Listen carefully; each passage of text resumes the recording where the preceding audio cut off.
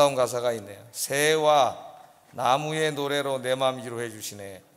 신앙의 수준이 엄청 높은 사람이에요. 새소리 또 바람에 흔들리는 나뭇잎 소리에 하나님의 위로를 느끼는 사람이라면은 영성이 굉장히 깊은 사람입니다. 여러분들 삶의 모든 순간순간 가운데 하나님의 은혜를 느끼는 여러분 되기를 주의 이름으로 축복합니다. 자, 오늘은 이제 사무엘상 54번째 시간으로 이제 마지막 시간입니다. 사무엘상 또 한 권을 이제 다 공부하는 시간이에요. 그래서 이제 35장인데 오늘 제목을 이렇게 한번 정해봤습니다. 사울의 안타까운 죽음. 왜? 이게 우리에게 중요하겠죠? 왜 그가 그렇게 죽었는가? 왜 그렇게 비참하게 최후를 마칠 수밖에 없었는가? 왜? 이게 중요해요. 왜라는 질문이. 왜냐하면 사울이 전쟁에 나가서 이 죽는 이야기를 하나님이 성경에 기록하게 하시면서 사무엘상을 마감하고 계십니다. 그렇다면 이 죽음을 통해서 하나님 우리에게 무엇인가 하시고 싶은 메시지가 있겠죠. 비극적인 사건을 통해서 그것을 듣는 게 중요하죠. 그래야 사울이 간 이런 불행한 길을 우리가 가지 않을 수가 있습니다. 이 신약 성경하고 구약 성경에 보면 안타까운 사람이 이제 두 명 대표적으로 나오는데, 구약에서는 이 사울 왕이에요. 사울 왕. 신약에서는 누구세요, 여러분은? 가룟 유다. 가룟 유다는 예수님에게 의해서 12제자로 뽑힌 사람이고 3년 동안 예수님과 함께 전 지역을, 유대 지역을 다 돌아다니면서 복음을 전했던 그런 사람인데, 그가 마지막에 예수님을 은 30에 팔아 넘기고 나중에 양심의 가책을 느껴서 자살로 생을 마감하지 않습니까? 그런데 이 사울 왕도 좀 동기는 다르지만은 결국 자살로 생애를 마감해요. 하나님에 의해서 이스라엘의 왕으로 뽑혀서 그렇게 하나님의 일을 감당하다가 유종의 미를 거두지 못하고 전쟁에 나가서 오늘 말씀해 보면은 싸우다가 자살로 자기 인생을 마치게 되는 안타까운 모습을 우리가 보게 됩니다. 그래서 이제 하나님이 우리를 이 땅에 태어나게 하셨는데요, 하나님의 크신 뜻 가운데 태어난 거죠. 뭐 내가 태어나고 싶어서 태어난 게 아니지 않습니까? 내 생이 다 하나님께 달려 있는 것인데 이제 이 땅에 와서 살아야 돼요. 살아야 되는데 뭐 채 100년도 살기가 쉽지가 않습니다. 100년도 채 못 되는 짧은 인생을 살다가 어느 날 이제 떠나야 되는데, 우리는 죽어서 그냥 없어지는 게 아니라 어떻게 돼요? 하나님 앞에 이제 우리가 다 가게 되죠. 하나님 앞에 가서 한평생을 이제 다 우리가 결산을 해야 되고, 그 결과에 따라서 하나님의 나라에서 영원히 살 수도 있고 영원한 불못에 떨어져서 심판을 받을 수도 있어요. 100년도 채 안 되는 이 인생을 어떻게 살다 갈 것이냐. 지금까지는 쭉 살아오셨잖아요. 여러분 지금까지 잘 살아오셨습니까? 대답을 안 하시는 못 하시는 거예요. 하나님 기쁘시게 하는 인생을 나는 그래도 살았다, 이렇게 자부할 만큼 지금까지 살아오셨습니까? 오늘 하루도 이렇게 사셨나요? 또 이제 남은 인생이 있는데 얼마큼 남았느냐는 아무도 모릅니다. 아무도 모르는데 이제 뭐 그래도 인간의 자연적인 나이로 따지면 젊은 사람들은 좀 더 오래 남았고, 이제 저같이 한 중간 정도 되나요? 제가 훨씬 뒤인가? 저도 이제 60이니까 그렇게 많이 남지 않았겠죠. 인생이 있는데, 자, 이 마지막 마감을 잘해야 되겠다. 마감을. 모세는 80세에 주의 일을 시작했어요. 모세가 내일 이제 아침 새벽기도 때 나오는데, 모세는 80세, 아론은 83세에 이제 부름을 받아서 내일 제가 이제 설교 중에 이 생물학적인 나이보다 영적인 나이가 더 중요합니다, 이런 한 단락을 설교하려고 예고편을 먼저 말씀드립니다. 120세까지 모세가 살았는데 120세까지 유종의 미를 거뒀죠. 맡겨준 사명을 이제 완전하지는 않았지만은 잘 감당을 했고, 120세에 이 세상을 떠날 때 그 눈이 어둡지 않고 귀가 어두워지지 않고 이 활력이라 할까요? 이게 쇠약해지지 않았다 그랬어요. 그런 면에서 모세가 참 부럽습니다. 그렇게 하다 갔으면 좋겠다. 그러나 뭐 우리가 이제 이 세상을 떠나는 모습이 또 뭐 이제 좀 아프다가 병치레를 좀 하다 갈 수도 있고 그런 분도 있죠. 또 건강하시다가 그냥 가실 수도 있어요. 우리 교회도 제가 아직도 기억나는 게 최동분 권사님이라고 기억나시죠? 저 밑에 철거되기 전에 사셨는데 돌아가시기 한 주 전까지인가 제 기억으로는 계속 교회로 오셨어요. 그리고 구역 예배까지 드리시다가 거기서 돌아가셨어요. 구역장님한테 전화가 왔어요. 구역 예배 드리시다가 돌아가셨다. 야, 이분 참 부럽다, 그런 생각이 들었습니다. 그러나 뭐 이제 또 좀 몸이 안 좋으셔서 병석에 딱 가셔도 그 가운데 또 하나님과 깊이 만나면서 가시면 다 복된 죽음인 줄로 믿습니다. 주 안에서 있는 자들은. 칼빈 같은 경우는 이제 좀 병치를 하다 갔죠. 일찍 갔어요. 그것도 55세 죽었는데, 칼빈은 몸이 너무 약한 사람이에요. 야, 그 사람이 몸까지 좀 건강했으면 훨씬 더 오래 살면서 엄청나게 많은 더 일을 했을 것 같은데, 하나님 그렇게 하지 않으시고 그렇게 건강을 주시지는 않은 것 같아요. 그래서 55세에 갔는데, 그 55세밖에 안 살았는데 엄청난 일을 하고 갔죠, 칼빈이. 지금 남겨놓은 책만 해도 거의 뭐 요한계시록 빼곤 주석도 다 썼고, 그 사람이 기독교 강요라고 하는 위대한 책을 쓰고 엄청나게 많은 책을. 55세. 제가 이제 칼빈보다 지금 5살 더 살았어요. 60세인데 한 게 없어요. 한 게. 부끄럽더라고. 근데 그 마지막 병 들어서 막 제가 가끔 얘기해 드렸지만은, 그 죽는 순간에도 그 전기를 읽어보면은 여호수아는 어떻게 썼다 그랬어요. 병소에 누워가지고 말로 막 하면 제자들이 받아서 쓰고, 마지막 막 아파서 막 기어서 어떨 때 나가서 미사 집례하고, 그러면서 마지막 침대에서까지 사람 만나고 이러면서, 물론 이제 좀 전기이기 때문에 조금 미화한 부분이 있을 거예요. 전기는 좀 가려서 읽어야 돼요, 사실은. 왜냐하면 미화시키잖아요, 조금 사람을.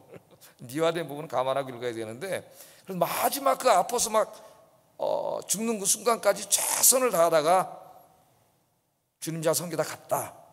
그렇게 좀 몸이 병치대했지만, 모세는 건강하다 갔지만 좀 칼빈은 병치대에 갔어요. 근데 마지막까지 그렇게 하다 갔죠. 그 참 멋있는 죽음이다, 그런 생각이 듭니다. 끝까지 신앙의 유종의 미를 거두고 이 세상 떠날 때까지 아름답게 그렇게 주일하다 갔으니까. 그래서 제가 칼빈 전기를 읽고 기도 제목이 이제 제가 아침에 기도할 때 칼빈처럼 죽게 해주세요 이렇게 기도하고, 그게 제 소망이 됐어요. 죽는 순간까지 침대에서 기도하고 주일하다가, 여러분들도 마지막까지 병석에 누워서 안 죽으려고 그러지 말고 하나님 부르시면 가야지, 뭐 어떻게 안 갑니까? 중보기도 하고 기도하고 막 이렇게 하시다가 잠깐 너무 졸려가지고 주무시면 이제 하나님 앞에 가 계실 거예요. 어떤 죽었다 살아난 분들의 이야기를 쓴 책이 있는데, 그 자기가 이제 막 죽을 때 너무 졸립더래요. 너무 졸려가지고 그냥 푹 잤답니다. 그게 죽음이라. 너무 졸려가지고. 그러니까 죽음 앞에 너무, 저 이호령 선생이 그랬죠, 마지막 죽음에서. 죽음 앞에 쫄지 맙시다. 쫄지 맙시다 그랬잖아요. C.S. 루이스 같은 사람은 이제 죽음 앞에서 두려워하지 않고, 우리가 죽어서 갈 내 본향이 있고 거기 하나님 아버지가 있는데 뭐가 우리가 죽음이 두렵냐, 그러면서 갔어요. 그러면서 그래서 여러분, 사울 같은 인생이 돼서는 안 되겠어요.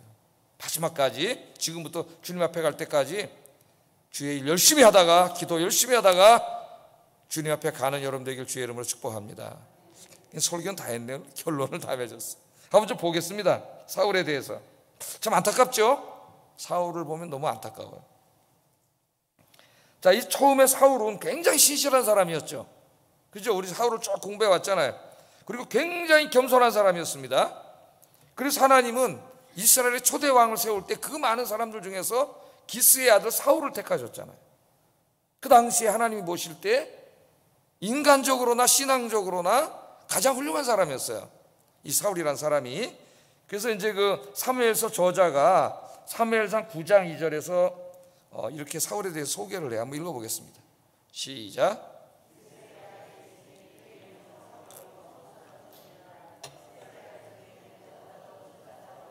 키는 모든 백성보다 어깨 위만큼은 더 컸더라, 그렇게 얘기하고 있습니다. 그러니까 사울을 준수한 소년, 이스라엘 자손 중에 그보다 더 준수한 자가 없다. 준수한다는 말은 이제 잘생겼다는 얘기인데, 외모적으로 이제 그런 의미가 있는데, 여기는 그런 의미만 있는 게 아니죠. 이 준수하다는 말에는 그 사람의 인격이나 어떤 신앙이나 이런 게 다 담겨져 있는 거예요. 이게 문자적으로만 읽은다면 그럼 하나님이 잘생겨서 뽑았다는 게 되잖아요. 그러면 하나님은 외모를 보지 말라 그래 놓고 하나님은 외모를 본 게 됩니다. 그럼 하나님이 잘생긴 사람 뽑으면은 그럼 뽑힐 사람은 저밖에 없네요. 잘생긴 사람. 잘생겨서 뽑지는 않았겠죠. 물론 그 외모도 그렇고 키도 크고 뭐 그랬겠지만은 여기에는 이제 그런 상징적인 의미가 있는 거죠. 인간적으로나 신앙적으로 훌륭한 사람이었다. 그러면서 이 사울 왕이 어떤 사람인가를 이제 설명하기 위해서 자세한 무슨 뭐 이런 사람이라고 얘기하기보다는 하나의 이제 그 에피소드를 이야기합니다. 에피소드. 그게 이제 9장에 보면 준수한 사람이라 그래 놓고 에피소드가 바로 나와요. 그게 뭐냐면 이제 사울이 자기 아버지가 기스라는 사람인데 베냐민 지파에 어느 날 나귀를 3마리 잊어버려 가지고 사울을 불러서 야 너 가서 나귀 좀 찾아오너라. 그래서 이제 사울이 종을 하나 데리고 나귀를 찾아 나가는 이야기가 9장에 계속 나와요. 그래서 나귀를 찾는 이야기를 가만히 읽어보면은 사울이 어떤 사람인가를 우리가 알게 됩니다. 거기 다 나와요. 사울이 어떤 사람인가. 그래서 제가 작년 설교를 내가 언제 했나 찾아봤더니 작년 6월 달에 사무엘상 9장을 강의했더라고요. 사무엘상 9장에 작년 6월 달에. 그래서 여러분들이 한번 집에 가셔가지고 사무엘상 강의한 거 한번 찾아보세요. 이 9장 강의하면은 제가 그때 사울이 어떤 사람인가를 자세히 강의를 했어요. 간단하게 좀 요약해서 말씀을 드리면은 사울에 대해서 제가 이제 크게 2가지를 강조했는데, 하나는 인간적으로 훌륭한 사람이었다. 인간적으로. 두 번째는 신앙적으로 훌륭한 사람, 하나님을 경외하는 사람이었다. 그렇게 말씀을 드렸습니다. 인간적으로는 이 나귀 찾는 이야기를 통해서 제가 사울은 책임감이 굉장히 강한 사람이고 또 성실한 사람이고 또한 효자고 다른 사람을 배려할 줄 아는 사람이고, 이 에피소드를 통해서 제가 이렇게 좀 사울의 인간됨에 대해서 분석을 해서 말씀드렸고, 또 사울의 신앙적인 면에서는 하나님을 경외하는 사람이고, 나중에 나귀를 찾지 못했을 때는 사무엘 선지자를 찾아가서 물어볼 정도로 단지 선지자를 찾아간 게 아니라 그 모든 것을 하나님께 의지하는, 하나님을 경외하는 사람이었다. 그렇게 말씀을 드렸고, 신앙과 인격이 하나로 결합돼서 나타나는 모습이 이제 겸손입니다. 겸손. 굉장히 이 사람은 겸손한 사람이었죠. 그래서 나중에 이스라엘 백성들이 왕으로 세우려고 그래서 제비를 뽑았죠. 사무엘이 12지파 중에 이제 한 지파, 베냐민 지파가 뽑혔고, 거기서 또 제비를 뽑았더니 또 한 가문이 뽑혔고, 이렇게 계속 하다 보니까 누가 뽑혔어요? 사울이 뽑혔죠. 물론 하나님은 미리 뽑아 놓으셨습니다만 공식적인 절차를 진행하시는 거예요. 왜? 다른 사람들은 모르잖아요. 하나님 뽑아 놓으셨는지. 그러니까 하나님께서 공식적인 절차를 통해서 이제 사울을 뽑아놨을 때 사울이 뽑혔어요. 그럼 사울이 이제 나와야 되네. 안 나와. 없어. 아무리 찾아도 없어. 그러니까 사람들이 하는 말이, 아니 사울이 여기 오기는 왔어? 왔어요? 그랬더니 사울이 어디 있었어요? 저쪽에 짐짝뒤에 숨어 있었다 그랬어. 사무엘상 10장 22절 한번 읽어보겠습니다. 시작.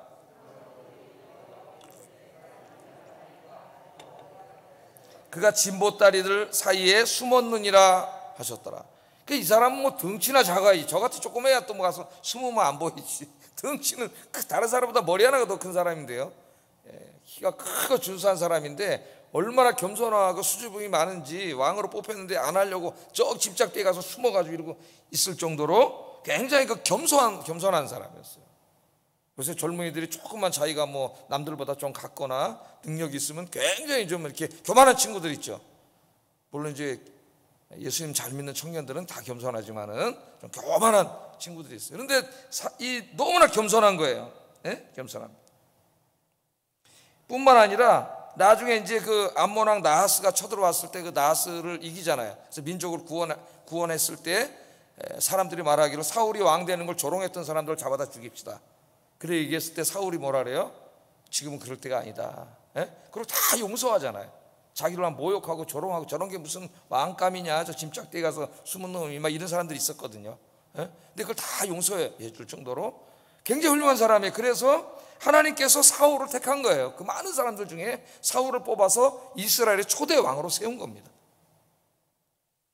사울은 이렇게 훌륭한 사람이었어. 이렇게 훌륭한 사람. 여러분들이 이런 사람이 돼서 사울처럼 하나님이 기뻐하시는 사람이 되시고 하나님 쓰시는 사람 되기를 주의 이름으로 축복합니다. 자, 그런데 안타깝게도 오늘 본문에 보면 사울은 자살로 생을 마치게 됩니다. 자, 28장부터 보면은 28장에 우리가 이제 그 블레셋이 쳐들어오는 얘기를 공부했었죠. 이 전쟁이. 28장에 이제 전쟁이 시작됐는데 거기에 이제 블레셋 왕이 다윗 보고 너도 같이 전쟁에 참여하라 뭐 이래가지고 그런 얘기 한참 공부하다 지금 여기까지 왔지만 지금 연결된 거예요. 사실은 드디어 이제 전쟁이 붙은 거예요. 전쟁이 붙었는데 그 전쟁하기 전에 사울 왕은 누구 찾아갔어요? 무당 찾아갔잖아요. 무당 찾아갔어요. 예? 변장을 하고 무당을 찾아갔어요. 자, 왕이 무당을 변장하고 무당을 찾아갔는데 그 전쟁에서 이길 수가 없겠죠. 그래서 전쟁에서 대패했습니다. 대패해가지고 이스라엘 군대들이 다 도망가다 죽고 길보아 산에서 다 죽었다 그랬어요. 그리고 막 블레셋 군들이 사울 왕을 추격을 했는데 블레셋의 궁수는 활 쏘는 사람이죠. 활을 쐈는데 사울이 맞았습니다. 화살에. 그래가지고 중상을 입었다 그랬어요. 중상을 오늘 본문에 보면 중상을 입었어. 그리고 그의 아들들도 다 죽었어. 그래서 12절 한번 보겠습니다. 12절 아들들이 죽은 얘기가 나옵니다. 한번 읽어보겠습니다. 시작. 2절이구나. 2절 시작.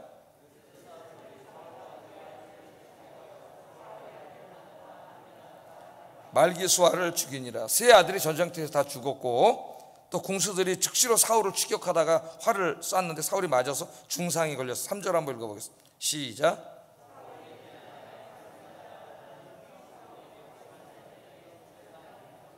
예, 활을 맞고 중상을 입었어요. 이제 더 이상 도망도 못 가고 곧 붙잡히게 생겼습니다. 그러니까 사울이 뭐라 그래요? 오늘 말씀에 옆에 있는 호위병한테 내가 저 할례 받지 못한 자들에게 붙잡혀가지고 뻔하잖아요. 조롱과 모욕을 다 당하다가 이제 죽을 게 뻔한데 그렇게 수치스럽게 죽지 않기 위해서 나를 차라리 빨리 칼로 나를 베라. 명예롭게 죽게 나를 죽여라. 그랬더니 호위병이 감히 왕을 죽일 수 없어서 벌벌 떨고 죽이지 못했습니다. 그랬더니 사울이 할 수 없이 자기 칼을 세워놓고 엎드려져서 자결을 했다 그래요. 성경에 자결을 했습니다. 그래서 죽었어요. 그랬더니 호위병도 그 모습을 보고 너무나 두려워서 자기도 자살을 해가지고 다 죽었어요. 사울의 아들도 다 죽고 사울도 죽고 끔찍한 이제 이 패배가 있습니다. 사무엘서 저자가 6절에 이 죽음에 대해서 이렇게 평가를 하고 있습니다. 시작. 한번 읽어보겠습니다. 시작.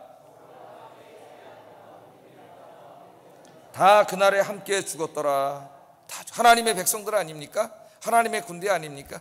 그런데 이들이 하나님을 떠났을 때 하나님의 심판을 받아서 블레셋 군대에 의해서 다 죽어버렸다는 거예요. 다 죽었어요. 자, 다음날 블레셋 군인들이 점령지를 둘러보다가 사울과 왕자들이 죽은 것 시체를 봤습니다. 시체를 보고 이 사람들이 어떻게 했어요? 목을 잘랐어요. 그러니까 죽어도 굉장히 그 죽은 이후에 수치스럽게 죽은 거죠. 죽었는데 목을 잘랐어요. 다 사울 왕도 목을 자르고 그 아들도 다 목을 잘랐어요. 그리고 입고 있던 갑옷을 다 벗겨서 빨가 벗겨놨습니다. 그리고 갑옷들은 자기들이 승리를 알리기 위해서 다 보내고 자기네 민족들에게, 그리고 그 시신을 끌고 가가지고 자기들 성벽에다가, 목은 없잖아요. 목은 이미 잘라서 없어졌어요. 옷은 벗겨놨습니다. 그걸 거기다 매달아놨어. 그렇게 한 인간이 죽을 수 있는 가장 수치스럽고 모욕적인 죽음을 한 거죠. 한나라의 왕인데, 왕자인데 그렇게 해서 죽은 게 매달려 있었다고 성경 그렇게 이야기합니다. 자, 이 내용이 8절 10절에 있어요. 8절 10절 한번 읽어보겠습니다. 시작. 사울과 그의 세 아들이 길보아 산에서 죽은 것을 보고 사울의 머리를 베고 그의 갑옷을 벗기고 자기들의 신당과 백성에게 알리기 위하여 그것을 블레셋 사람들의 땅 사방에 보내고 그의 갑옷은 아스토라스의 집에 두고 그의 시체는 벳산 성벽에 못 박았다. 그렇게 나옵니다. 여러분, 옛날에 그 사극 같은 거 보면은 적군들 죽인 다음에 목은 잘라서 목도 걸어놓고 시체에 이렇게 막 매달아 놓고 그런 모습을 우리가 많이 보지 않습니까? 영화에서 그렇게 해놨다고 생각하면 되겠어요. 자, 우리는 사울왕과 그의 가문의 몰락을 보면서 굉장히 안타깝습니다. 왜냐하면 이 사람이 젊었을 때 그렇게 인간적으로나 신앙적으로나 훌륭한 사람이라서 하나님께서 그런 왕으로 택하신 사람인데 어떻게 이렇게 마지막에 죽음이 끔찍하게 처참하게 이렇게 죽어, 장사도 제대로 지내지 못하고 목이 잘려가지고 거기 적군에게 매달리는 처참한 죽음을 맞이하게 됐는가. 오늘 하나님이 여기에 대해서 우리에게 교훈을 주시는 거죠. 예? 그렇게 되면 안 된다는 거예요. 그죠? 우리 그렇게 되라고 하나님 주신 게 아니라 사울처럼 되면 안 된다는 거예요. 근데 될 수도 있다는 거예요. 될 수도 있다는 거예요. 자, 그러면 그 훌륭했던 사울이 왜 이렇게 됐느냐, 우리가 좀 한번 이때까지 공부해 왔던 것을 이렇게 복기를 한번 해볼 필요가 있습니다. 사울의 교만과 불순종 때문이죠. 교만과 불순종. 왕이 되고 권력을 잡게 되면서 그가 교만해졌습니다. 교만해졌기 때문에 아무 말도 듣지 않아요. 왕이 된다면. 심지어는 하나님의 말씀도 듣지 않습니다. 이게 이제 이 사람이 계속 이게 삶의 습관이 되면서 하나님이 여러 번 회개할 기회를 주셨는데도 불구하고 듣지 않죠. 하나님 말씀을. 교만해졌기 때문에. 교만한 사람은 절대 듣지 않아요. 그래서 망하는 겁니다. 교만이 제일 무서운 병이에요. 그래서 교만은 패망의 선봉이고 거만은 넘어짐의 앞잡이에요. 교만은 고칠 방법이 없어요. 하나님 말씀을 듣지 않는데 이걸 어떻게 하겠어요? 자, 한번 보세요. 사무엘이 어디서부터 이 사람이 무너지냐면은 블레셋과 이제 계속 블레셋하고 전투가 여러 번 나오죠. 사울의 인생에서 전투를 앞두고 군인들이 모였는데 저쪽 군대가 너무 많아. 블레셋 군대가 이쪽은 몇 명 안 되는데 저쪽은 너무나 많아요. 그래서 굉장히 사울이 이제 두려움에 쌓였고 이 블레셋 군대를 보고 이스라엘 군대들 막 다 도망갔어요. 도망가서 숨고 막 이런 가운데 사무엘이 이제 와가지고 번제와 화목제를 드리고 이제 이렇게 기도해주고 이런 시간을 갖기로 해서 기다리고 있는데 일주일을 기다려도 사무엘이 안 오는 거예요. 그러니까 이 사울 왕이 자기가 번제를 드려버렸어요. 번제는 누구만 드리는 거예요? 자기가 아무리 왕이라도 번제를 드릴 수는 없는 거예요. 번제는 누가 드려요? 제사장이 드리는 거예요. 제사장이. 그런데 내가 왕인데 아무리 다급했어도 내가 왕인데 누가 뭐라 그래? 이게 교만해진 거죠. 누가 나를 뭐라 할 거야? 내가 왕인데. 그래서 자기가 번제를 드렸어요. 그래서 이제 이 사람이 망하는 길로 접어들기 시작합니다. 하나님의 금한 말씀, 하나님이 하지 말라고 하는 것을 이제 교만으로 이제 행하기 시작하는 거죠. 자기가. 사무엘이 나중에 와가지고 이제 어떻게 왕이 번제를 드렸습니까? 이건 제사장만이 드릴 수 있는 것인데 아무리 당신이 왕이라도 번제를 드릴 수 없습니다. 그랬더니 이제 핑계를 대요. 부득이하여 내가 번제를 드렸습니다. 블레셋은 쳐들어왔고 백성들은 무서워서 도망가고 당신은 오지 않고 내가 부득이해서 번제를 드렸습니다. 우리가 핑계대는 거잖아요. 내가 어쩔 수 없었다 이지. 부득이해. 여러분 어쩔 수 없는 상황 하나님 앞에 통하지 않아요. 어쩔 수 없는 상황 속에서도 어떤 상황 속에서도 우리는 하나님 말씀에 순종해야 돼요. 그러니까 기독교는 순교의 종교가 된 거예요. 어쩔 수 없었습니다. 부득이한 다 핑계예요. 그래서 이제 하나님께서 사무엘을 통하여 꾸짖습니다. 그 내용이 이제 사무엘상 13장 13절 14절 하나하나를 우리가 잘 묵상해 봐야 돼요. 그리고 자신을 이 거울에 비추어 봐야 됩니다. 한번 읽어보겠습니다. 시작. 왕의 하나님 여호와께서 왕에게 내리신 명령을 지키지 아니하였도다. 그리하였더라면 여호와께서 이스라엘 위에 왕의 나라를 영원히 세우셨을 것이거늘 지금은 왕의 나라가 길지 못할 것이라 여호와께서 왕에게 명령하신 바를 왕이 지키지 아니하였으므로 여호와께서 그의 마음에 맞는 사람을 구하여 여호와께서 그를 그의 백성의 지도자로 삼으셨느니라 하고 하나님 참 말하셔요. 이 비슷한 사람이 우시야 왕이죠. 우시야 왕도 얼마나 하나님을 잘 섬기는 사람이었어요. 그가 하나님의 복도 많이 받은 그런 사람이었는데 나중에 권력이 튼튼해지고 왕권이 강화되었을 때에 그가 교만해졌습니다. 그래서 교만해져가지고 어떻게 했어요? 성전에 들어가서 제사장만이 지낼 수 있는 번제를 자기가 지냈어요. 자기가 깜짝 놀라고 제사장 80명을 데리고 들어와서 제사장이 막았죠. 이러면 안 됩니다. 그랬더니 화를 냈어요. 제사장들한테 어디 감히 왕이 한다는데 지가 번제를 드리려고 했는데 하나님 그때 치셔가지고 문둥병에 걸려버렸어요. 우시야 왕이. 그래서 거기서 이제 쫓겨나와가지고 저 별궁에 가서 있었고 자기 아들이 왕이 되고 자기는 뒤에서 섭정을 했는데 하나님 죽을 때까지 고쳐주지 않았어요. 문둥병으로 살다 죽었습니다. 하나님이 아무리 왕이라도 할 수 없는 거예요. 번제는 하나님이 제사장들에게 맡긴 일이 있어요. 그런데 교만해지니까 그걸 자기가 하려고 하는 거예요. 이제 이 망하는 길로 들어가는 거예요. 그 다음에 이제 사무엘상 15장에 보면 아말렉과의 전쟁입니다.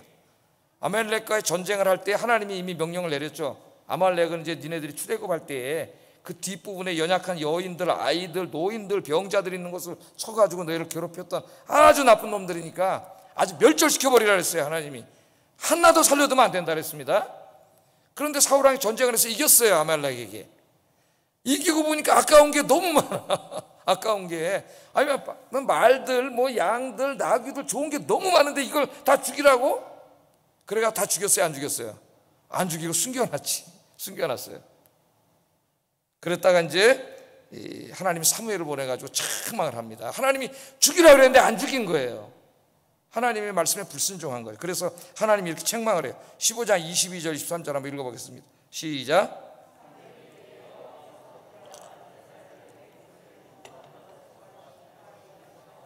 순종이 제사보다 낫고 듣는 것이 수장의 기름보다 나으니 이는 거역하는 것은 점치는 죄와 같고 완고한 것은 사신 우상에게 절하는 죄와 같음이라.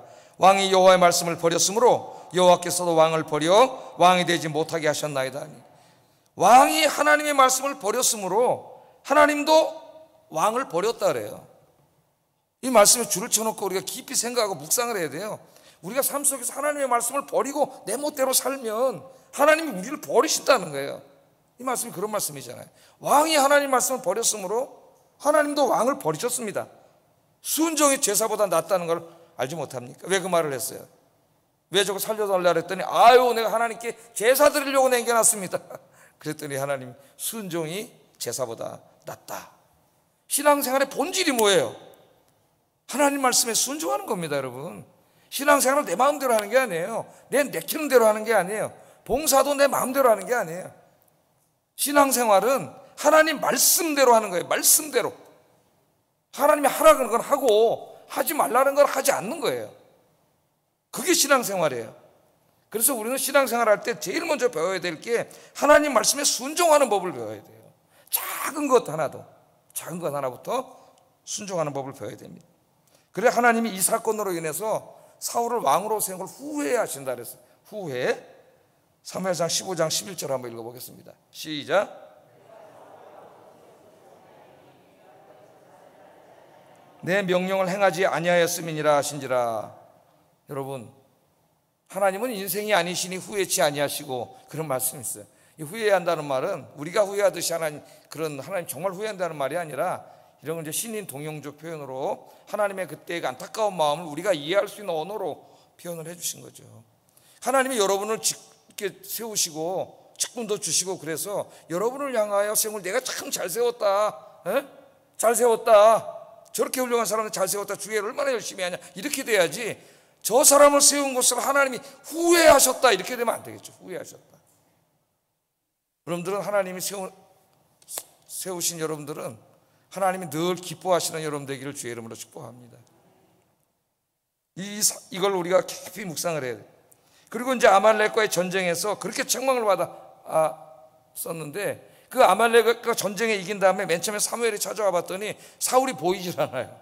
그 사울 왕은 어디 갔느냐? 그랬더니 이렇게 말합니다.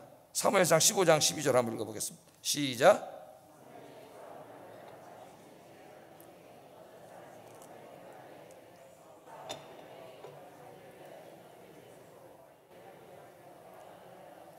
어디 갔어요? 전쟁에서 이긴 다음에 기념비 세우러 갔어요. 기념비.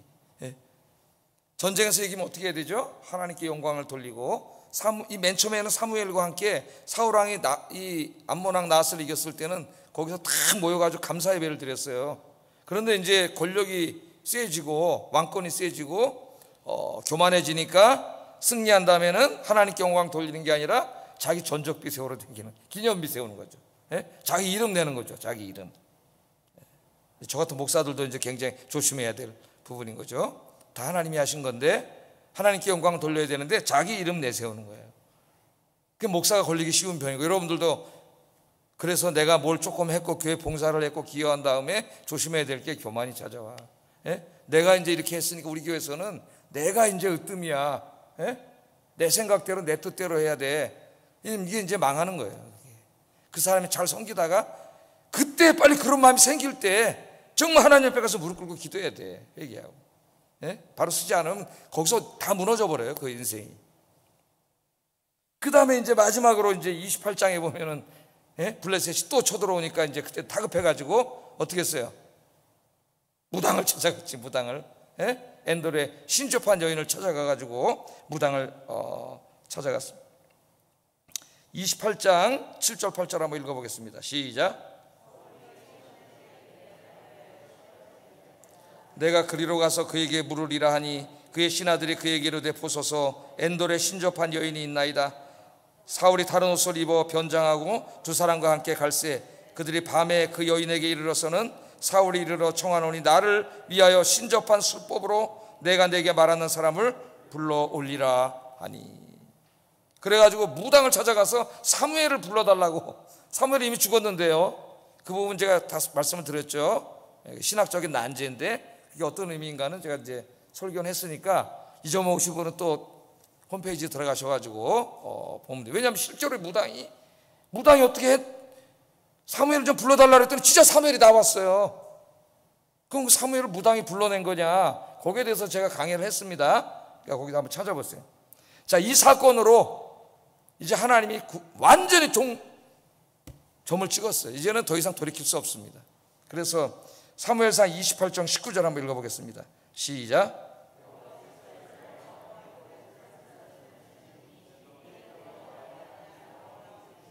예, 아멘.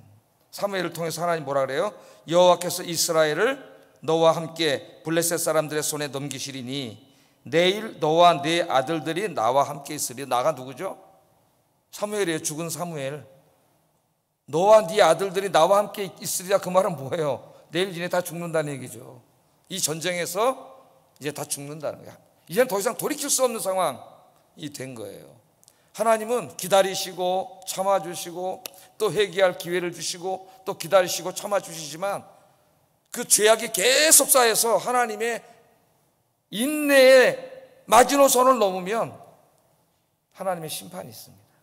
심판. 그래서 결국은 전쟁에 나가서 사울이 그 아들들이 비참한 최후를 마치게 된 거예요. 신앙생활의 핵심이 무엇인가를 사울을 읽으면 하나님은 계속 말씀해 줘요. 신앙생활을 하나님에서 무슨 위대한 일을 하려고 하지 말고 하나님을 위해서 하는 가장 위대한 일은 뭐냐? 말씀을 열심히 듣고 집에서 열심히 읽고 묵상해서 내 삶의 모든 부분에서 하나님 말씀대로 사는 거예요. 작은 부분까지도. 예? 하나님 말씀대로 살지 못했을 때 막 괴롭고 힘들고 철저히 회개하고. 진짜 신앙생활이에요. 진짜 신앙생활. 여러분, 인간에게 왜 이 죽음이 오고 질병이 찾아오고 고통이 찾아왔습니까? 인류의 최초의 인간의 아담과 하와가 하나님 말씀에 불순종했기 때문이잖아요. 불순종이 죄예요. 뭐가 죄냐? 하나님 말씀대로 살지 않는 게 죄예요. 그래서 인간에게 죽음과 죄와 고통이 찾아온 겁니다. 여러분, 이 불순종은 무수한 죄예요. 예수님께서 산상설교에서 이렇게 마지막 말씀했어요. 이제 이 땅의 마지막 천국이 다 이루어져 가지고 하나님의 이제 그 마지막 백보자 심판이 있죠. 예? 그래서 하나님을 잘 믿은 사람들은 하나님 나라에서 영원히 살게 되고 그렇지 않은 사람들은 지옥불에 떨어지는 무슨 백보자 심판이 있는데 그때 광경에 대해서 예수님이 설교를 하셨어요. 산상설교에서. 그때 이런 일이 벌어진다는 겁니다. 마태복음 7장 21절 23절 한번 읽어보겠습니다. 시작.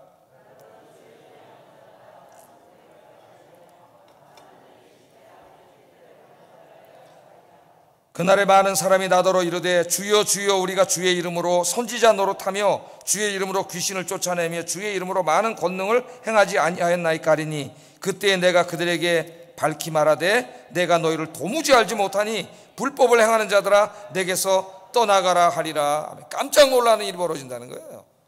여기 지금 선지자 노릇했다는 이 목사지 않습니까? 이 사람들은 목사 신학자들. 예? 여기 귀신도 쫓아내고 주의 일하고 평생 교회 다니면서 많은 일하고 봉사를 하고 다 그랬던 사람들이에요. 안 믿은 사람들이 아닙니다. 여기 사람들이 지금. 그런데 이 사람들이 지금 천국에 못 들어가고 있어요. 지옥불로 떨어지고 있어요. 지옥으로. 그 이유가 뭐예요? 불법을 행한 자들이 하나님의 뜻을 행하지 않은 자들이기 때문에 하나님 말씀대로 살지 않은 자들이기 때문입니다. 그래서 이 부분을 읽으면 우리 장로교의 예정론이 어떻게 이해해야 되지? 그리고 충돌이 일어나요. 우리 예정론하고. 견인교리 끝까지 하나님 지켜주신다는 거. 예. 구원은 믿음으로 받습니까? 행위로 받습니까? 믿음으로 받는 거죠. 예? 전적인 하나님의 은혜. 우리의 어떤 도덕적인 선으로 하나님의 공의를 만족시킬 수 없어요. 그러니까 이 구원은 전적인 하나님의 은혜입니다. 믿음으로 받는 거예요. 믿는 자들에게 주신 하나님의 은혜예요. 산상설교는 뭘 가리키느냐? 그러면 그 구원에 이르는 참 믿음이 뭐냐 이거예요. 참 믿음은 그냥 내가 믿습니다 했다고 믿는 게 아니라는 거예요. 우리 무슨 심리적으로 내 마음으로 확신 그냥 믿습니까? 마음으로 확신하십니까? 예, 믿습니다. 그랬다 구원받는 게 아니라, 물론 믿음의 시작은 마음의 확신으로 시작됩니다. 그러나 내가 진짜 하나님을 믿는 구원에 이르는 참된 믿음을 갖고 있는가는 뭘로 보여줘요? 열매로밖에 보여줄 수 없어요. 그게 뭐냐면 우리 삶이에요. 삶. 그래서 야고보서는 행위가 없는 믿음은 죽은 믿음이에요. 믿음이 아니에요. 가짜예요. 그건 믿음이 아니라니까. 하나님을 진짜 믿고 그 안에 성령이 찾아온 사람은 성령이 우리 안에 역사하기 때문에 그렇게 막 엉망진창으로 살 수가 없어요. 그 사람이 엉망진창으로 산다는 것은 무엇을 보여주느냐? 구원받지 못한 사람이라는 걸 보여줘요. 두려워졌네. 갑자기 무서워졌네요. 예? 산상설교는 제가 마태복음 강의하면서 뭐라 그랬어요? 우리는 100% 완전하게 살 수는 없습니다. 누구도. 아무도 천국 갈 사람이 없어요. 여기 우리 다. 저부터도. 그럼 이것은 뭘 말하느냐? 그래도 하나님의 말씀대로 완전히 살 수는 없다 할지라도 그 말씀대로 살려고 하는 몸부림이라고 생각해. 나는 몸부림. 그리고 말씀대로 살지 못했을 때는 그 죄에 대해서 너무 괴롭고 안타까워서 가슴을 찢으면서 회개하는 그 회개하는 모습, 그것이라고 생각합니다. 그런 사람의 모습이 뭘 보여주는 거냐면 저 사람이 참 믿음의 사람이라는 걸 보여준다는 거죠. 참 믿음의 사람. 그게 산상설교의 중요한 말씀이에요. 산상설교에는 믿음이란 말이 한마디도 안 나와요. 믿음이란 말이. 산상설교는 깜짝 놀랍니다. 아니 믿음으로 구원받는 거, 로마서 읽으면 믿음으로 구원받는다 그러는데 마태복음을 읽으면 행위로 구원받는 것처럼 읽어져요. 야고보서도 마찬가지고. 예? 참 믿음이 무엇인가를 보여주는 거라고. 참 믿음이. 그래도 또 사람들이 또 괜히 나 구원 못 받았나 그러고 고민할까 봐 톰 라이트 같은 학자도 웃으면서 그렇게 얘기를 했어요. 뭐라냐? 여러분들이 나 정말 구원 못 받았으면 어떡하지? 그러면서 하나님 옆에 기도하는 사람이라면은 그 사람은 구원받은 사람인 줄로 믿습니다. 예. 정말 내가 죄에 대해서 괴로워하고 그래도 내가 다 완전하지 못하지만 그래도 하나님 말씀대로 살아보려고 하는 그 몸부림이라고 생각을 해요. 몸부림. 설교를 들으면서 나 그 말씀이 나를 찔러. 내가 이렇게 못 사는구나. 그 마음이 안타까워서 집에 와서 회개하고 조금이라도 바꾸려고 노력하는. 난 누가 위대한 사람이냐? 변화되는 사람이 위대한 사람이라고 봅니다. 완전한 사람이 어디 있어요? 그래도 가르침을 받고 또는 하나님 앞에 꾸중을 들으면서 나의 잘못을 바라보고 조금씩이라도 고치고 바꿔가는 사람, 난 그 사람은 참 믿음의 사람이라고 생각을 해요. 저와 여러분들이 그런 성도들이 되시기를 주의 이름으로 축복합니다. 자, 사울은 왜 이렇게 죽었느냐? 죄를 져서 죽었죠. 죄를. 그러나 죄 졌다고 죽으면 우리 다 죽습니다. 저도 벌써 죽었어야 돼요. 예? 죄를 져서 망하는 거, 심판을 받는 건 맞지만 그러나 더욱더 왜 망했냐? 회개하지 않아서 망한 거예요. 사울에게 지금 제가 쭉 읽어드렸지만 하나님은 계속 기회를 주셨어요. 계속 회개할 기회를 주셨습니다. 그런데 끝까지 회개하지 않는 거죠. 하나님 우리가 잘못했을 때 여러 가지 경로를 통해서 깨닫게 하셔요. 하나님께서 하나님 깨닫게 하실 때 깨닫는 여러분 되기를 주의 이름으로 축복합니다. 우리가 우리의 잘못을 인정하고 하나님 앞에 회개하면 하나님 다 용서해 주세요. 그래서 이 다윗 같은 사람 보세요. 사울과 다윗을 비교해 보세요. 어떻게 보면 다윗이 더 나쁜 짓을 했어요. 예? 자기 제일 충신 우리아의 아내를, 남의 아내를 갖다가 뺏어서 통간을 하고 그 사람 나가서 죽였잖아요. 전쟁터에 최전방에 나가서 죽게 했지 않습니까? 그런데 하나님이 다윗은 용서해 주셨고 그런 나중에 왕이 돼서 늙어서 편안하게 죽었어요. 근데 사울은 전쟁에 나 죽었어요. 이게 어떤 차이가 있는 겁니까 여러분? 하나님 차별하는 겁니까? 사울은 회개하지 않았고 다윗은 회개한 거예요. 다윗이 그 죄를 짓고 다 모른 척, 아무도 모르잖아요. 요압이라는 장군 몇 개는 아무도 몰라. 그리고 딱 이러고 있는데 타락하면은요 그때는 하나님이 생각이 안 돼요. 사람 눈만 새기면 되거든. 근데 하나님 나단을 딱 보내가지고 선지자가 나단이 또 와서 그 신하들이 다 있는 그곳에서 다윗의 죄를 지적했잖아요. 그 신하들이 다 있는데 얼마나 파렴치한 놈이 됐습니까? 갑자기 성인이고 의인처럼 앉아 있었는데 제일 충신 우리아를 전쟁에 나 죽이고 그 아내를 빼앗은 아주 파렴치한 죄를 지적해 버렸어요. 선지자가 목숨을 걸고. 그때 다윗이 거기에 무릎을 꿇고 그 죄를 회개합니다. 그래서 그는 용서받은 거예요. 회개했기 때문에. 거기에 큰 차이가 있죠. 그때 지은 시편이 시편 51편인데 그 시편 51편 17절에 다윗이 이렇게 얘기합니다. 한번 읽어보겠습니다. 시작. 상하고 통회하는 마음을 주께서 멸시하지 아니하시리. 어떻게 보면 다윗은 용서받을 수 없는 죄를 졌어요. 네? 지금 대통령이 그런 죄를 졌다고 생각해 보세요. 어떻게 되는지. 도대체 용서받을 수 없는 그런 죄를 졌는데 네? 하나님이 그걸 용서해 주셨습니다. 회개했기 때문에 용서해 주신 거예요. 그때 다윗이 기도한 게 뭐예요? 하나님께서 구하시는 제사는 상한 심령이라. 상한 심령이라. 하나님이 상하고 통회하는 마음을 주께서 멸시하지 아니하셨습니다. 하나님 용서해 주셨어요. 나중에 또 다윗이 이런 비슷한 기도를 해요. 시편 34편 18절에도 한번 읽어보겠습니다. 시작. 충심으로 통회하는 자를 구원하시는도다. 아멘. 우리는 완전할 수가 없습니다. 예? 그렇다고 뭐 일부러 고의로 계속 죄를 지라는 얘기가 아니라 인간의 연약함 때문에 쓰러지고 넘어지고 또 죄 짓고 예? 용서하고 사랑하라 그러셔서 용서하고 사랑하려 그러는데 정말 또 이상한 사람이 나타나고 또 나를 화나게 하면 또 화가 나고 예? 그럼 또 하나님 앞에 가서 기도하고 회개하고 어떻게 보면 이런 게 우리의 모습이죠. 그런 상하고 통회하는 마음을 하나님 멸시하지 않으세요. 그 사람이 그렇게 하고 있다면 그 사람이 진짜 하나님을 믿고 있다는 증거입니다. 그게 완전한 삶을 말하는 게 아니에요. 완전함은 하나님밖에 없어요. 우리는 그렇게 살 수는 없습니다. 그래서 신약 성경에 오면 요한 1서 1장 9절에 하나님 이렇게 말씀을 하셨어요. 한번 읽어보겠습니다. 시작. 우리 죄를 사하시며 우리를 모든 불의에서 깨끗하게 하실 것이요. 아멘. 만일 우리가 우리 죄를 자백하면 그는 미쁘시고 의로우사 우리 죄를 사해 주시고 우리를 모든 불의에서 깨끗하게 해 주실 것이다. 그래서 죄는 절대로 없어지지 않습니다. 그냥 우리가 진심으로 회개할 때 하나님은 그 죄를 깨끗하게. 어떨 때는 내가 나를 봐도 너무 한심하고 내 인생에 이런 죄를 좀 지워버리고 싶고 막 내가 내 자신이 막 벌레같이 느껴지고 그럴 때가 있죠. 우리가 죄를 질 때. 근데 여러분 우리가 회개하면은 하나님 어떻게 하세요? 그래서 천국에 있는 성도들은 다 어떤 옷을 입고 있어요? 하얀 세마포. 그들이 죄를 안 졌을까요? 우리 주님이 보혈의 피로 깨끗하게 씻어주신 것이에요. 그래서 여러분 우리가 첫째로는 죄 짓지 않기 위해서 하나님 말씀대로 살기 위해서 몸부림쳐야 되고 그 다음에 내가 정말 인간의 연약함 때문에 불순종했다면 철저하게 죄를 가볍게 여기면 안 됩니다. 작은 죄 하나도 철저하게 회개하는 여러분 되기를 주의 이름으로 축복합니다. 네.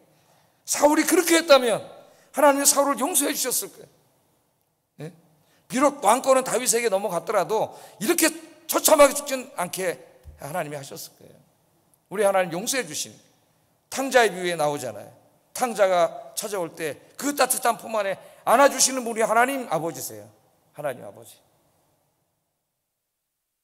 그래서 여러분들은 사울을 타산 지석으로 삼아야 됩니다. 고린도전서의 10장에 보면은 구약의 이 말씀들은 다 뭘로 기록한 거예요? 우리의 거울로 기록됐다 그랬어요. 우리의 거울. 어떤 학자들이 자꾸 성경은 구속에 관한 책이기 때문에 구속사적으로만 읽어야지 무슨 모범적으로 무슨 도덕적으로 읽으면 안 된다고 이상한 주장을 하는 사람들이 있어요. 하나님의 책은 구원의 책인 거 맞습니다. 그래서 구원에 관한 책이지만 또한 하나님의 책은 우리 신앙의 모범을 제공해 주는 책이기도 해요. 어떻게 살아야 되느냐. 그래서 바울이 얘기하잖아. 고린도전서 10장에 이 구약 성경은 우리의 뭐가 돼요? 거울이 돼요. 거울이. 성경을 제대로 읽지도 않고 얘기하는 사람들. 하나하나가 우리의 거울이에요. 여기다가 우리 모습을 비추어 봐야 됩니다. 나의 모습 속에 사울의 모습은 없는지. 이런 모습이 있다면 철저히 회개하고 다윗처럼 다시 하나님 앞에 회복되는 여러분 되기를 주의 이름으로 축복합니다. 자, 사무엘상이 이렇게 비극적이고 어두운 이야기로 이제 다 끝나가는 사울은 지금 그 한 나라의 왕인데 그것도 하나님 나라의 왕인데 목이 잘려가지고 옷은 다 벗겨져가지고 지금 이게 지금 생각을 해보세요. 적군 앞에 매달려 있는 이 모습이 이스라엘 전역에 들려오지만은 그 누구도 무서워서 다 도망가고 그 수치스러움을 어떻게 막아보려고 하지 않습니다. 그런데 오늘 성경의 마지막 사무엘상을 끝내면서 정말 따뜻한 이야기로 끝나요. 따뜻한 이야기. 그 사람들이 누구냐면 길르앗 야베스 사람들입니다. 길르앗 야베스 사람들. 이거 마지막 살펴보고 마치겠습니다. 자, 사울과 지금 왕과 왕자들의 시체가 지금 적군에게 끌려가가지고 그들의 성벽에 지금 목은 잘리고 옷은 벗겨진 채로 매달려 있는 건 국가와 민족적인 수치죠. 이거는 하나님의 영광이 다 가리고 있는 거예요. 베산 성벽에 매달려 있습니다. 자, 이렇게 지금 국가적인 수치를 당하고 있는데도 누구 하나 나서지 않는 이런 상황이에요. 이때 길르앗 야베스 사람들이 일어났습니다. 그들이 길르앗 야베스의 용사들이 밤새도록 달려가서 사울과 왕자들의 시체를 회수하고 이스라엘 땅으로 다시 이렇게 돌아와서 화장을 하고 장사를 지내준 것으로 사무엘상이 끝나요. 끝납니다. 12절 13절 한번 읽어보겠습니다. 시작.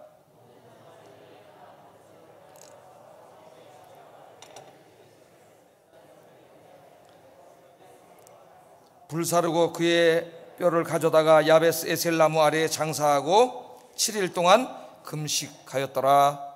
아멘. 그렇게 해준 거죠. 그 시체를 찾아와서 장사를 지내고 그 다음에 7일 동안 곡을 함으로써 그래도 왕이었지 않습니까? 한 나라의 왕, 자기들의 왕이었잖아요. 그 왕의 예우를 다 해주는 거죠. 자, 그럼 여기 한번 우리가 생각해 볼 게 있어요. 벳산까지 갔다 그랬는데 벳산까지의 거리가 가까운 거리가 아닙니다. 24km예요. 24km. 4km가 10리잖아요. 그 60리 길입니다. 굉장히 먼 길이에요. 차 타고 가는 게 아닙니다. 지금 이 길을 24km나 되는 데에 지금 매달려 있는 거예요. 거기에. 자, 이 벳산까지 가려면 요단강을 건너가야 됩니다. 또 그냥 24km만 요단강을 건너가야 돼요. 또 그 요단강 건너가면 그 땅은 이미 블레셋이 점령해 있기 때문에 블레셋 군대가 있어요. 거기서 지키고 있어요. 더군다나 그들에게 발각되지 않기 위해서 밤에 가야 됩니다. 밤에. 그러니까 이게 굉장히 어려운 일이에요. 목숨을 걸고 가야 되는 일인데 24km를 가가지고 그 시체를 다시 들고 24km 또 와서 강을 건너고 또 와야 되잖아요. 목숨을 건 일이에요. 그런데 사울왕이 지금 자기들의 왕인 사울왕과 왕자들이 그렇게 적군의 성벽에 수치스럽게 매달려 있다는 소식을 다 들었을 텐데 길르앗 야베스의 용사들, 그 길르앗 야베스 사람들이 이걸 도저히 그대로 둘 수가 없는 거죠. 이 사람 참 신실한 사람들이에요. 그래서 목숨을 걸고 24km를 길을 밤새도록 달려가는 겁니다. 강을 건너고 적군들 눈을 피해서 거기 가서 성벽에 그 시체를 내릴 때도 걸리면 죽잖아요. 그 목숨을 건 일이라는 걸 우리가 알아야 돼요. 이들은 목숨을 걸고 용감하게 이 일을 수행했고 벳산까지 가서 사울과 왕자들의 시신을 내려서 다시 요단강을 건너와 왕의 예우로서 장사를 지내주었습니다. 이 이야기가 어두운 이야기 가운데 한 줄기의 빛과 같은 아름다운 이야기예요. 아름다운 이야기.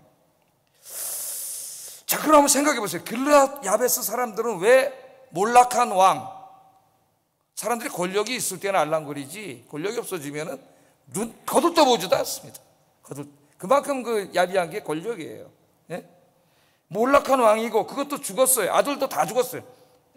물론 이제 산 아들도 있지만은 더 이상 아무 힘이 없는 죽어버린 왕을 위해서 목숨을 걸 사람은 아무도 없습니다. 대통령이 저 권좌에 있을 때는 다 가서 알랑거리지만은 5년의 임기가 끝나고 이제 내려오면은 거기 아무도 안 쳐다봐요. 우리가 정치사에서 계속 그런 걸 보잖아요. 그런데 왜 이 길르앗 야베스 사람들이 이 몰락해서 이미 죽어버린 왕에게 목숨을 걸고 이 충성을 다하고 있을까요, 여러분? 우리가 이제 조금만 기억을 해보세요. 사무엘상 11장에 보면은 암몬 왕 나하스가 쳐들어왔을 때 어디를 쳤냐 하면은 길르앗 야베스 땅을 쳤습니다. 그리고 이들을 조롱하고 모욕했어요. 사무엘상 11장을 읽어보세요. 그때 사무엘이 군사를 모아서 길르앗 야베스 사람들을 구해준 적이 있어요. 지금 길르앗 야베스 사람들은 뭘 생각한 겁니까? 사울왕에게 큰 은혜를 입은 적이 있는 거예요. 자기들이. 지금 그런데 그 사울왕이 그렇게 지금 모욕을 당하고 있잖아요. 한 나라의 자기들의 왕이기도 하지만 자기들의 은인이기도 해요. 한때 이 길르앗 야베스 사람들은 그때의 일을 잊지 않았고 사울에게 입은 은혜를 갚는 겁니다. 은혜를 갚는 거죠. 여러분, 그 정승집에 개가 죽으면은 문전성시를 이루어도 정승이 죽으면 아무도 없다는 우리 말이 있어요. 그게 뭐예요? 정승이 죽으면 권력이 없잖아요. 죽었잖아요. 갈 필요 없거든. 날랑거릴 필요도 없고. 근데 개가 죽으면은 정승이 살아있잖아요. 그러니까 정승집 개가 죽으면 착한 게 몰려가도 정승이 죽으면은 안 간다는 거예요. 그게 인심이에요, 인심. 참 창피한 우리 인간의 그 얄팍한 마음이죠. 우리 마음이. 그런데 길르앗 사람들은 거꾸로 하고 있습니다. 그가 왕일 때는 그렇게 안 했지만 그 죽어서 아무 힘도 없고 죽은 사람일 때 그들의 진실을 다 하고 있는 거예요. 친구가 많은 것 같지만 진짜 내가 어려움에 처해봐야 누가 진짜 진실한 친구인가를 알 수 있습니다. 내가 힘이 있고 그런 자리에 있을 때는 다 와서 알짱거리고 친구인 것 같아요. 그러나 내가 진짜 어려움에 처했을 때 그런 사람은 다 떨어져 나갑니다. 없습니다. 손바닥 뒤집듯이 금방 그 오랫동안 쌓았던 관계를 다 뒤집어버려요. 그러나 진실한 사람은 진짜 그 사람이 어려울 때, 힘들 때 진짜 도와주는 사람이 진짜죠. 진짜 사람이에요. 우리 그리스도인들이 이 인간의 쌓아온 관계로 손바닥 뒤집듯이 그렇게 뒤집는 그런 사람이 되서는 안 되겠죠. 길르앗 야베스 사람들처럼 정말 진실한 사람, 그런 사람들이 되어야 된다고 생각합니다. 여러분들의 모든 관계 속에 그런 사람이 되기를 주의 이름으로 축복합니다. 기도하겠습니다. 말씀을 생각하면서 기도하겠습니다. 나의 삶의 모든 상황 속에서 하나님의 말씀에 순종하는 삶을 살기 위하여 어떻게 하라고요? 완전하게 못 살더라도 몸부림치게 하소서. 몸부림치게 하소서. 이게 신앙생활이라는 거. 두 번째, 인간의 연약함을 인하여 불순종하였을 때 다윗처럼 그 죄를 끌어안고 가슴을 치며 통해 자복하게 하소서. 세 번째, 길르앗 야베스 사람들처럼 진실한 사람이 되게 하소서. 기도하겠습니다.